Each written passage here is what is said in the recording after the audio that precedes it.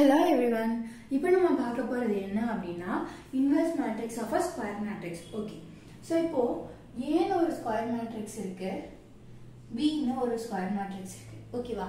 So இப்போ A யும் B யும் மல்டிப்ளை பண்ணாலோ or else B ஐயும் A யும் மல்டிப்ளை பண்ணாலோ அதோட ரிசல்ட் ஐடென்டிட்டி மேட்ரிக்ஸா எனக்கு கிடைக்குதுன்னு வெச்சுக்கோங்களேன். So நான் என்ன சொல்லிடலாம்னா இந்த B தான் என்ன அப்படினா inverse matrix of A அப்படினு சொல்லிடலாம். ஓகேவா? ஓகே.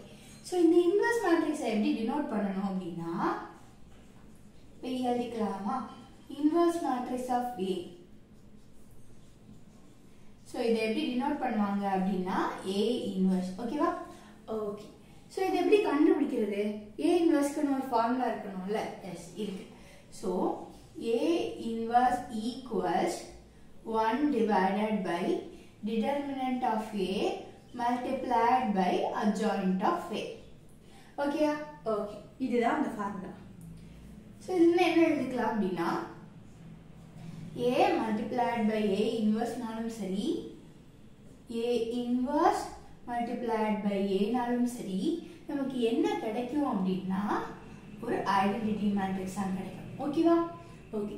சோ இந்த A inverse matrix எப்படி ஆக்ட் ஆகும் அப்படினா ஒரு நார்மலா ஒரு மல்டிப்ளிகேஷன்ல ஒரு இன்வெர்ஸ் எடுக்கறோம் ஒரு ரெசிப்ரோக்கல் எடுக்கறோம் இல்லையா சோ அந்த மாதிரி ஆக்ட் ஆகும் சோ இது மேட்ரிக்ஸ் இல்லையா அதனால நம்ம இன்வெர்ஸ் மேட்ரிக்ஸ் கண்டுபிடிக்கிறதுக்கு ஒரு ஃபார்முலா இருக்கு ஓகேவா ஓகே சோ நல்லா ஞாபகம் வச்சுக்கோங்க A இன்வெர்ஸ்ன்றது இன்வெர்ஸ் மேட்ரிக்ஸ் ஆஃப் A அதோட ஃபார்முலா என்னன்னா 1 divided by determinant of A multiplied by adjoint of A.